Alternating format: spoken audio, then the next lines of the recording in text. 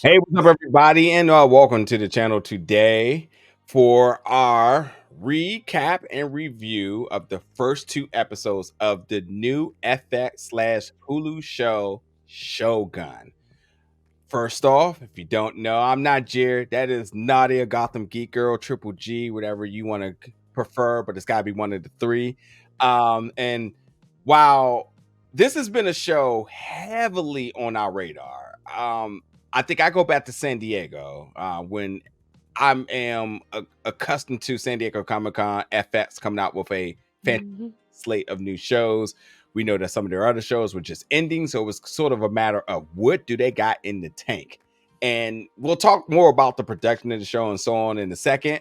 But when I saw the billboard, because they take over hotels, so not billboards, but when I saw the graphic work on the side of the biggest hotel, one of the biggest hotels out there, when you saw the trailer, I since last July have been just waiting and waiting for this.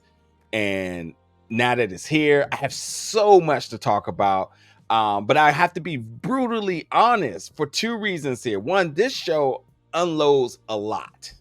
And if you do know anything about the Japanese culture and the history within Japanese culture, especially like in the Edo era, this takes place before then. So the fact that it takes place in the era that I'm not even heavily familiar with, and because I'm not familiar with it, is because it was never really heavily featured in any bit of media. So there's definitely an appreciation for watching the show for what it is, but there's so much to learn within this that has just got me glued from episode to episode, and I still haven't even talked about the production. But I'm just very high on the first two episodes. There's a lot to really unfold and unload with that.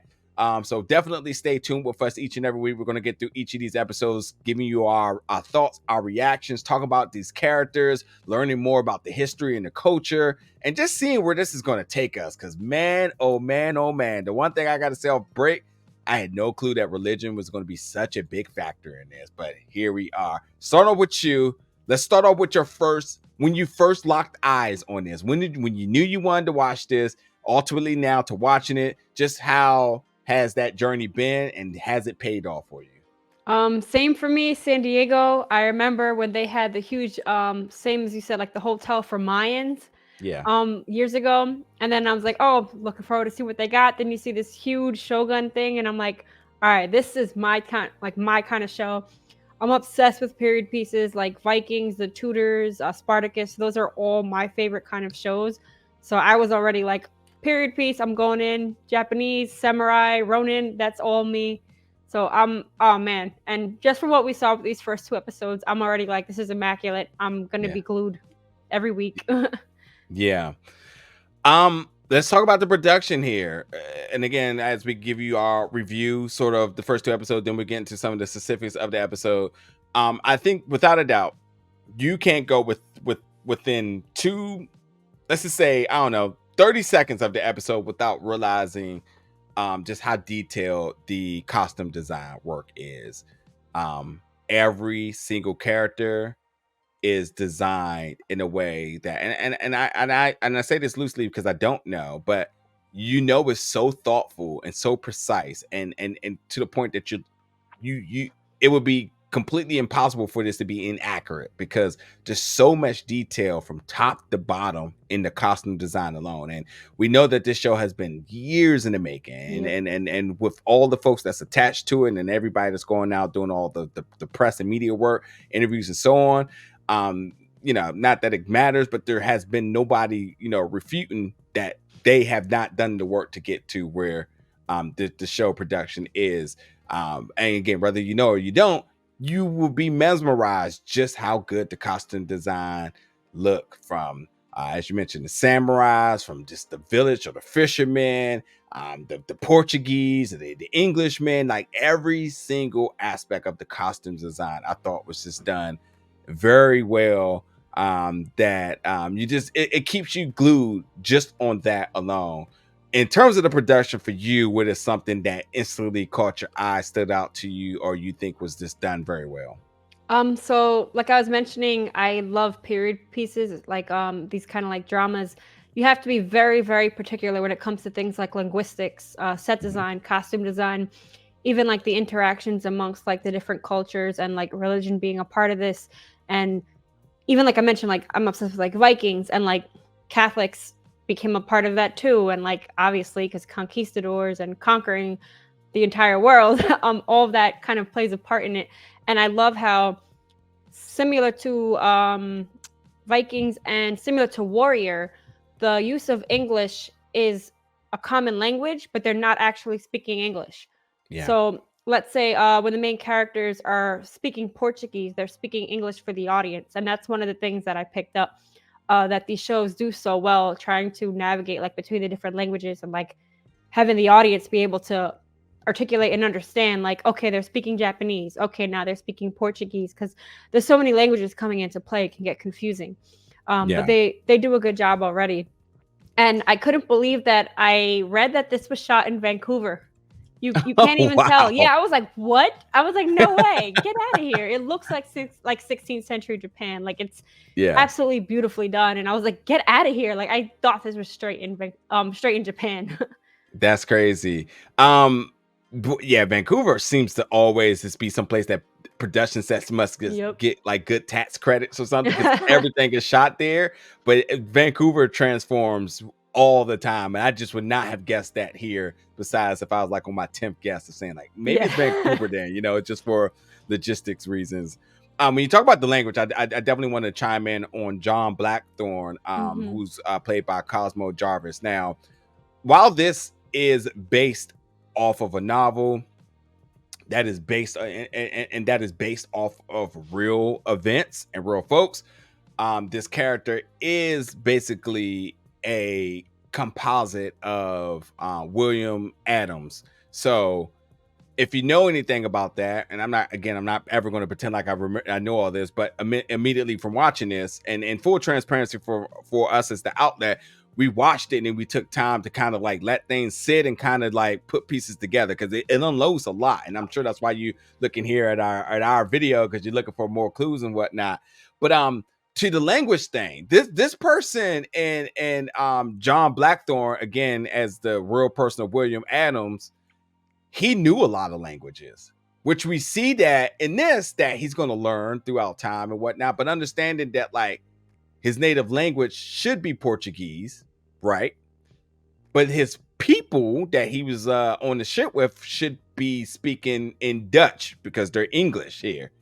But then obviously the Japanese is there. So there's like a lot of different languages that almost at no point English should ever have been a language spoken. It's the interesting aspect of this. And I think you nail it, that understanding that while we are getting English, it's probably because it should just be another language. But for viewership, you kind of have to do that.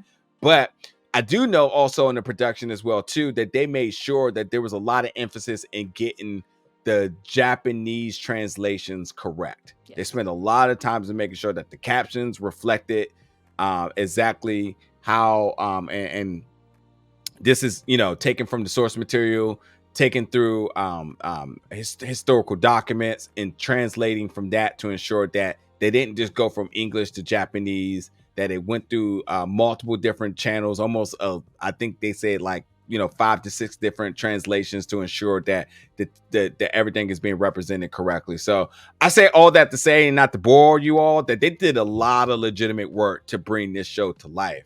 And if you can just go into the door accepting that you could possibly be looking at this generation's masterpiece in terms of the Shingoku era, it's an era that we haven't really touched on a lot, but this is the era before the Edo era in Japan. This should be your next favorite show. And this does take place in year 1600. So sets you back there. But with that, 2 episodes premiered tonight on FX in chapter 1. And this is really just the introduction of everything that's happening. Is there anything else before we actually go into the details of the episode? Anything else you want to talk review-wise about the first 2 episodes, or anything of production, casting, acting, anything? In general, that there was a mini-series in the 80s that was based off the James Clavell, I believe, was the novel. I want to go back and read it now. But yeah, it was actually a mini-series in the 80s that was like super popular. So I'm really excited to see this like reimagined, like with our advancement, our technology and everything. Yeah. We live in a streaming era, so that only means that show is somehow, some way going to end up on Netflix very soon and end up in the top 10 of the viewership. So I have to take a look for that. I wasn't aware of that. So thank you for that, Triple G. So when you take a look at what's happening, and this is really to kind of sum up the first episode in general, is that we're getting sort of an understanding of what has happened. And sort of just the power dynamics amongst amongst everybody, because the Council of Regents is an established group of power that was and I believe this happened this happened, we don't know what happened yet, but in the second episode they'll display it. But there was a power divided up into 5, and the Council of Regents were 4 folks that went against our main character in Lord Toranaga, who's played by Hiroki Sanada, who, I mean, just legend at this rate. Who's also a producer on this as well too.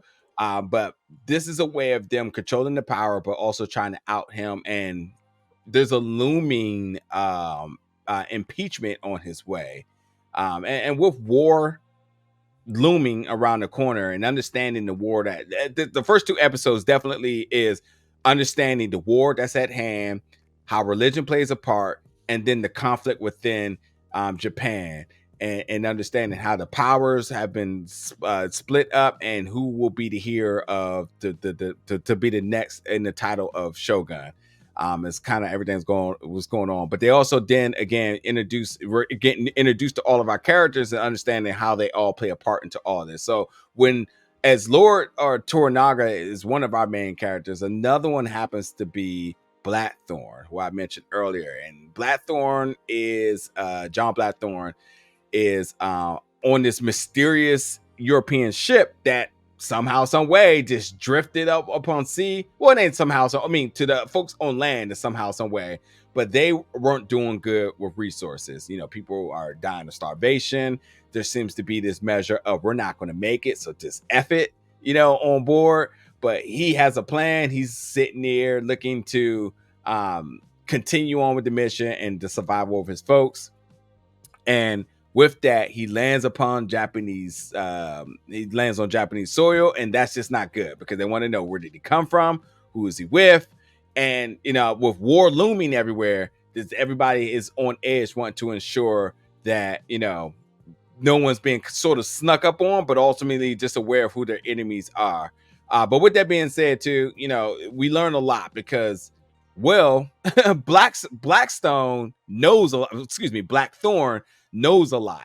And what he knows, and coming from England, and we know how powerful England has been for years, especially in the eye of war and tragedy of war, that not only does he have, there's a potential of that backing, and he mentions the Queen would definitely friend anybody that he's sort of on the same page with, but he knows a lot. He knows the lay of the land. And man, episode 2 really laid out a lot more different information and details about how much he knows and what's really happening with the world, and how religion seems to be the strongest vehicle of everything that's happening. So to throw it to you here, we get introduced to what I feel are 3 main characters. Mm-hmm. One being Lord Toranaga,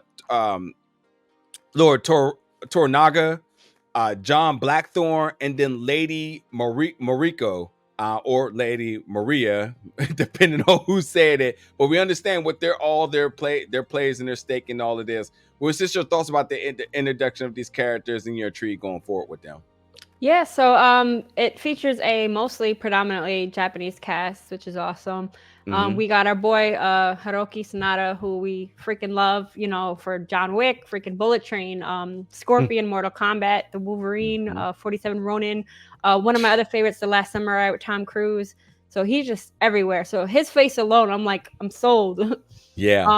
So I'm really liking his character so far, because he's kind of like a brilliant strategist, and I could already see him playing chess. War is a game of chess, and you always have to think strategically. And already from the jump, he's like, all right, I think they call him Anjin, the white guy, barbarian. Yeah. He's a Yeah. barbarian. Yeah. You know what's funny? You know what's funny about the title? Because it's the title of the episode, and that's what he's called. And it's because like the first episodes are usually called pilots, but like he's actually being called a pilot because he's the pilot of the ship. Yeah. Oh, that's awesome. I didn't even put that together.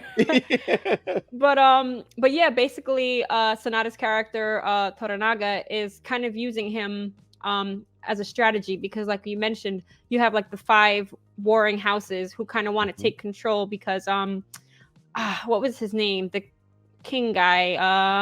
Taiko. So Taiko was dying, and his dying wish was for Toranaga to protect his son until he turned 16 so that he can take over. But in the meantime, you have the 5 warring houses, and they're all, power hungry. They want to take control. There's a lot of snakes. All different motivations. Yep. Snakes. So Toranaga is like, all right, I'm going to use this barbarian to cause a little friction so that these motherfuckers don't kill me. Because if they're not getting along, they're not gonna, come against me. So he's already like strategizing. Then you have I'm not familiar with Cosmo's acting credits, but he has been nominated for a bunch of awards and stuff. I guess he's a big English actor. But he watches ashore. He's in Japan now, and he has to think like smart because he doesn't want to die. He keeps saying like, I don't want to die here. This is not how I'm going to die. So he has to think smart. He's trying to learn, I don't know, I guess like words and like phrases and stuff, try to like show his respect. When he's told to bow, he'll bow. And then we haven't seen too much of Mariko yet, but we can already tell she's going to be like a major part. She's smart. She's a Christian, and she speaks Portuguese. Yep, former translator that no longer wants to take that position. Also, I think there's some story within the design of her costume. With her wearing white, there's like some symbolic nature to that as well. And I will also say too that we got to talk about the actor here in Anna Sawi. Yes, who Pachenko, Monarch. So somebody who's certainly been cooking it up. So that was my secondary excitement that like, hey, they're gonna bring some legitimate folks to this, and Monarch is so damn good, just FYI. But I love when good actors step onto the television screen and really being able to give us something to look forward to each and every week. But continue. Yeah. So basically she understands Portuguese, so she kind of plays the role of the translator. Toranaga like trusts her. And then she also learns from, I don't recall the Portuguese priest name. The priest, yeah. But the priest, I could tell he's already going to be someone we can't trust with all the knowledge that we're starting to learn from the English barbarian. He's basically telling them, you can't trust these Portuguese. Like, they're here to kill you and take over. Don't trust them. Yeah. So Mariko clearly has some kind of like, I guess, connection to that priest. So we'll see like a little further along how much power they actually have. Because what we learned is that the silk gold trade is through the Portuguese, because the Chinese don't get along with the Japanese. So the Portuguese were kind of like, oh, let me slide in real quick. And they start putting their churches around, and that's definitely going to lead to some bigger problems. They reveal that they have like a secret gun base, like bases around, and like hidden Ronin, and basically I guess they're like using the Japanese. So there's going to be a lot playing here with religion. Yeah, you nailed it. Honestly, that definitely wraps up a lot of the big points of the 2 episodes here. And as you mentioned, like, the fact that like going to religion here, which is a very interesting conversation. I'm glad they addressed this pretty early because of my thoughts about religion and Christianity and whatnot. Understanding that there's 2 religions in play here. There's Protestant and there's Catholic here. England is by Protestant and Portugal is by Catholic, which is all under the same. They have the same beliefs in their same God. Didn't he ask if you believe in the same God or something? Yeah, and he was just like, why y'all fighting? It's like exactly.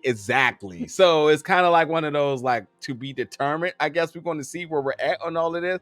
So I thought that was interesting as well too. But with that being said too, the biggest thing here is that we find out that Japan belongs to the Portuguese, and the Portuguese are wanting to replace any non-Christian ruled areas with their own rulers. So there is that looming threat as well too. So there's conflict within Japan. There's obviously more on the way with the Portuguese. There's a lot that I can't even believe they're going to be able to store into this little mini series that we got with the 10 episodes here. But hey, these episodes have been very fulfilling. I mean, oh yeah, a lot has hour happened. plus. Yeah, like they're maximizing on the time. But I think, you know, this is without a doubt for television. This is like an epic adventure. Adventure epic is what I want to put it. Like it's big. Everything feels big. Everything feels granular. You know, major actors, like major events, the production. I mean, when we got the first reveal of the ship, it was amazing. When you had them on the boat in the storm, amazing. There's so many different things that was just very like mesmerizing by looking at it just visually. The one thing I will say is I love the choreography with the swordsman work and everything with the samurai. They have decided to take the route of not being overly gory and or brutal. There's a lot of implied like you know, a lot of implied what's the word looking for here, not death, but there's been a lot of impliedness like in terms suggested. of, yeah, like they're hiding, you know, somebody's head gets cut off, it's behind a tree or something like that. So, you know, the brutality of the show that clearly you think like it's going to be at the utmost. I was gonna say I blame Disney.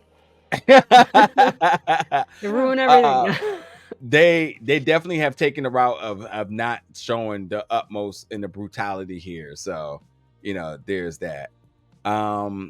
But I'm trying to think, is there anything else to really talk about? I mean, we again, I feel like, you know, the first episode was a pilot, so it's really introducing thing, but the fact that they decided to drop 2 episodes, I felt like this was overall in pilot of the 2 together to really help us understand what's going to happen. I'm way more interested in seeing what's going to happen in episode 3 now that we kind of know our characters, we're acclimated with our characters, we see the positions. I mean, you talk about the priest definitely can't be trusted, and you know why he seems to have something on Lady Maria, because he's the only one that calls her that, who is Lady Mariko. And then even when John tried to call her Mariko, she made it very clear that you're going to call me Lord Mariko. She's like, Mariko-san, get it straight. Yeah. There's a lot of different little things kind of going on here, and then, you know, the impeachment is on the way, and we also know that like aligning yourself next to Toranaga is not a good thing.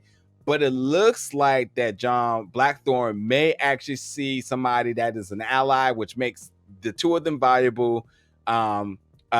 Together could be potentially dangerous because there's value in one another. And even after John is having an attempted assassination by this lady assassin coming through. Yeah, they said she was a maid. Yeah, it says she was a maid and comes through and like tries to get the job everybody done. out. Yeah. Toranaga just with the finesse, it's just kind of like move her, knocks her down, like so smooth with it, you know. I think it's more or less more so to talk about what's to come, especially since we really laid down the foundation of everything in this. So we got a lot to look forward to. The potential impeachment, what happens with England and John Blackthorne, like will there ever be a connection back to the Queen? Everything that's happening in Osaka, Japan. It's just a lot. And the fact that now that, you know, Toranaga may be aligning himself next to Blackthorne, you know, they didn't try to kill him. As he mentioned, they tried to kill John. What does that mean? Is there an inside person that's kind of whistleblowing? Oh, also, they didn't authorize the boat to leave. So that's definitely not going to make the Portuguese happy about that move. You know, what does that mean? And how would they retaliate? What would that cause? A lot of different things to kind of consider there. What about you? Before we kind of wrap everything up, is there any other little points you want to touch upon or anything talk about one episodes? Back to the priest real quick. I think he's the whistleblower. Same. Because he found out. So I think he's the one that, you know, tried to have him assassinated. They're like, we can't have this man, you know, tell our plans. Yeah. So I think he put the hit out. But also another one to watch is Kishiki Yabushigi. He's the Lord of Izu, and he's the other little snake who's over here making moves. First, he's like, I'm not going to tell my man that we found this white guy. I'm going to keep him here as a prisoner so I can gain my fief. I can gain my money. And then as soon as the guy shows up, oh, I had him for you. I had him saved for you. And then the other time, when I'm still trying to figure out that situation. The first hit on Blackthorne, I think he might have coordinated that and tried to act like he saved him, but also I just forgot his name. Sonata's character, Toranaga. Toranaga was like, I don't trust you. Yeah. Oh, he's like, you happen to be in both places twice. Yeah. So that right. That was hilarious because like, not only did like the bandits go there, and it looks like he paid the bandits to be there just to kill them, was kind of like, wow. It's like, oh, thank you for like, basically, this sort of ambush that y'all put together. And then here's your payment, but also we're going to kill you as well too. So you can go back and say like, hey, so yeah, he's very much aware that like there was an inside job of sorts there too. But yeah, it's going to be interesting to see where this goes. So,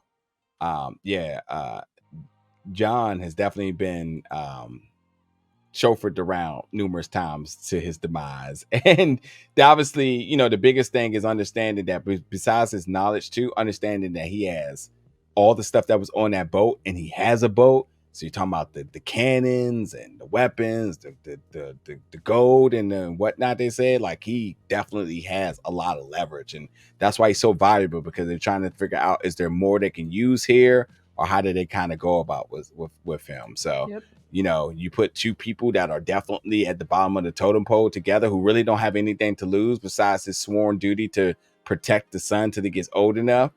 They could be a force, a low-key force of reckoning. And that's what he says, like, what if we can do it? What if we can stop all of this? So we'll see. Anything else? No, I guess one more thing is, I wonder if Toranaga, another Viking reference, I wonder if he's gonna be kind of like the Ragnar Lothbrok of the series, and kind of like not necessarily like partner with him, but like learn from him culturally. Like, these are ways that we can both help each other, not just let me kill the white man before he attacks us. Let me try to like use him to my advantage. 1,000%. It was more or less of them having a liability issue between the two of them, but they realized that there may be something that they can benefit from each other. And it may be the survival of the two of them, because we know that they both have targets on their head, and they don't know where it may come from. Because as that assassin just quietly comes through and just, cleans up shop, they got to be now conscious of that could happen any and every time. So yeah, he at the end of their conversation, he said something about like vanquishing common enemies. So definitely going to be some kind of alliance. Yep. Well, we'll leave it there, folks. We'll be right in gear for next week's episode 3. Now that we got the foundation laid down, now that we know what the show is going to be, so we can just get right into the events of the show and talk about the plot and whatnot. But hopefully by watching this just draws your interest in wanting to check out Shogun. I think it's a must watch. Just a fantastic show, up and down, a lot of storytelling. And I will say that FX definitely knows that this story is complex, because everywhere you look, they're putting out companion pieces to it. There's a podcast. There's a whole nother show that's just dealing with the historical events and how it all ties together. And again, these characters are, two of our characters are, as I know, are composites of other characters as well too. So I think that when you can have a character and translate it to a real character, I think that makes for a lot of fun. So, you gotta kind of get all the content that's being put out there in every direction, consume it in. That way you can enjoy the show in the best way possible, and we'll be doing the same. So come back next week. We'll have episode 3 recap review for you ready. But until then, y'all be safe, and we'll see y'all then. Deuces.